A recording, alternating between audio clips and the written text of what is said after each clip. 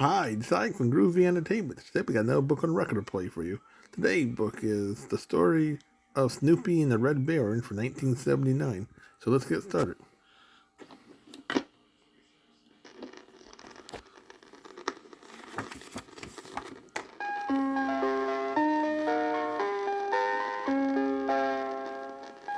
This is your Kid Stuff read-along book.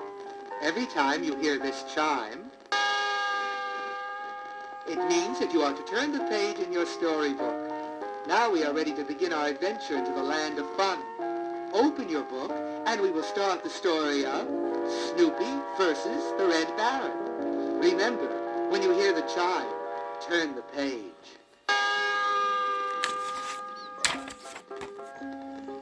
It was a bright, hot summer day, and our hero, a little white dog with black spots, was sound asleep in his doghouse.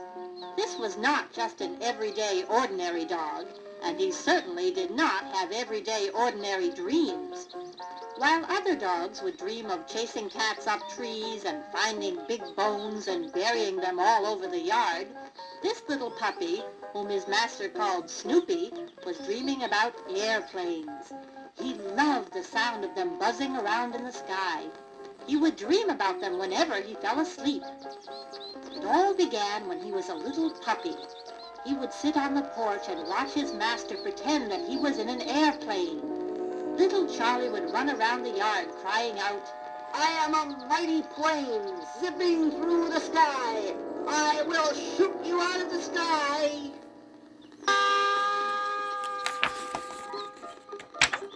It was fun to watch the little boy as he tried to fly around the yard.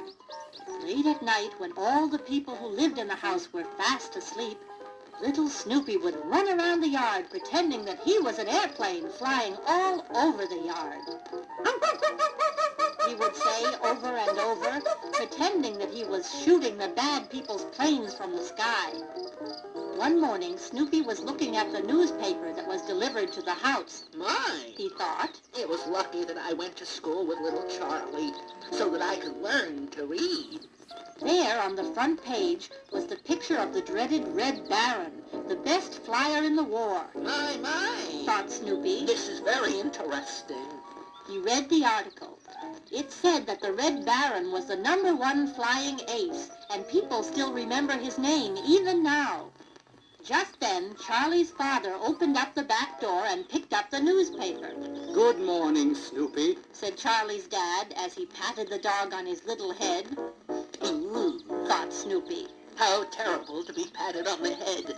If I was a pilot of a plane, then I would never get patted on the head. Then Snoopy jumped up on top of his doghouse and sat down. Oh, how dull it is to be a dog. Oh, how beautiful it would be to be a pilot of my own plane. Snoopy jumped off of the doghouse and went back to sleep. He had just fallen asleep when he heard in the distance little Charlie call out, Wake up, little friend. It is breakfast time. Snoopy opened one big baggy eye and then the other. Drat it. He woke me up just when my dream was beginning to get good. Little Charlie said, Come on, boy. Eat it all up like a good doggy. Now Snoopy could not stand being called a doggy, even if he was one. He would much rather have everyone call him a pilot. Little Charlie waved goodbye and ran down the street to play at a friend's house. Snoopy finished his breakfast as fast as he could. He thought to himself, Oh, it is good to be fed early in the morning. One never knows when one might be asked to fly a very important mission. he jumped up onto the top of his doghouse and watched.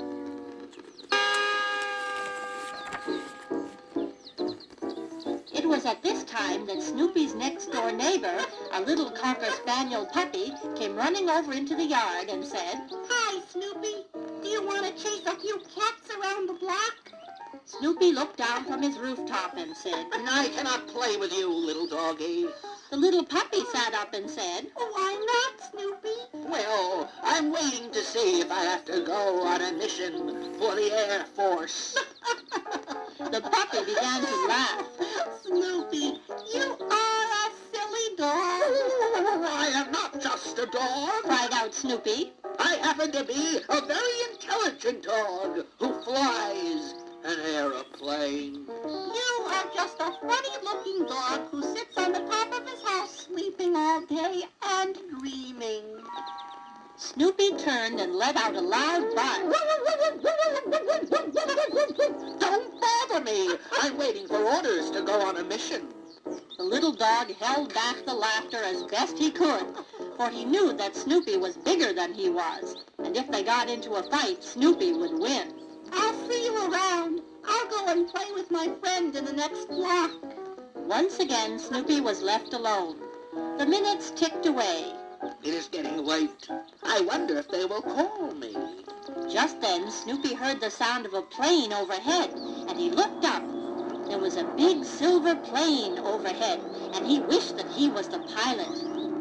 The day moved on, and Snoopy thought, Time must be flying on. I guess they don't need a #1 flying ace this day.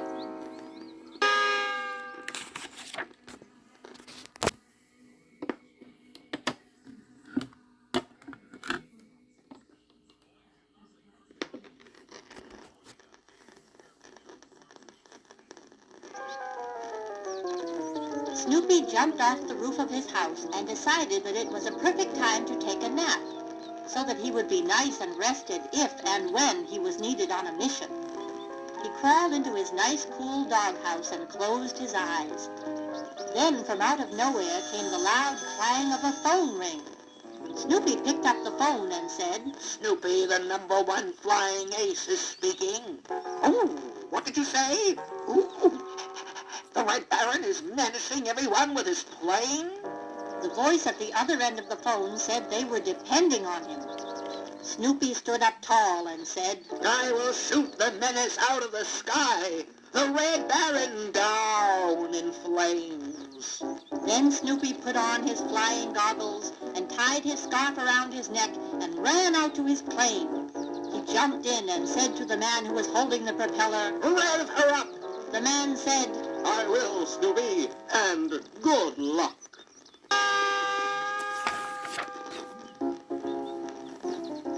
The man turned the propeller once, and then again, and the plane started up.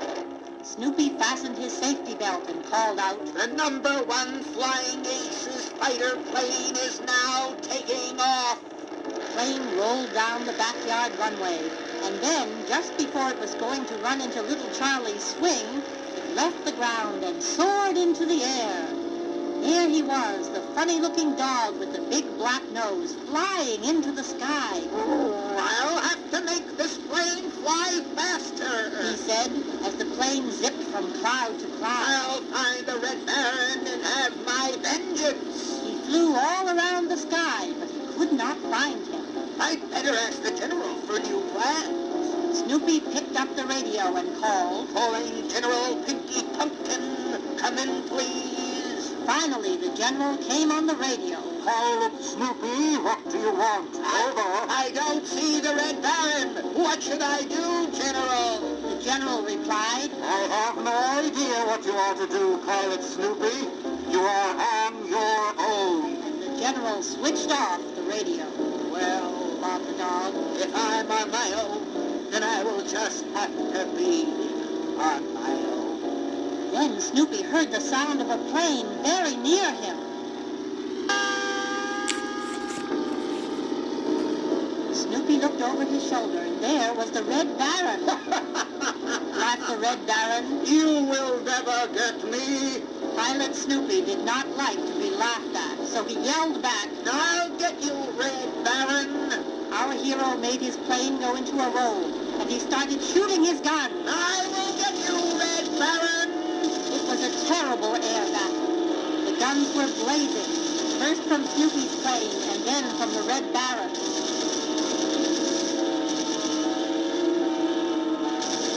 Snoopy fired and fired until the Red Baron's plane went into a tailspin, and in a flash, he was gone.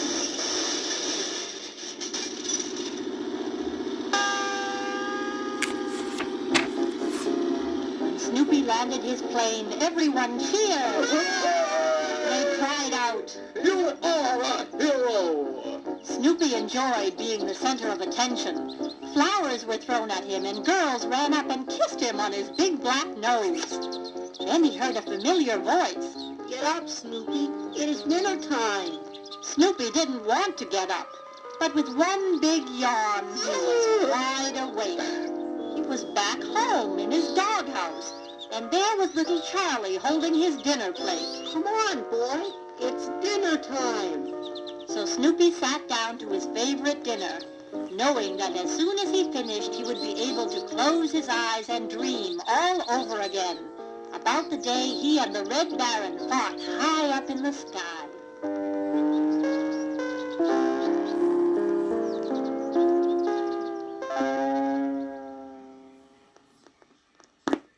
So that was Snoopy and the Red Baron from 1979. So if you like, subscribe, share, and comment, have a groovy day. Our next book will be The Buccaneers.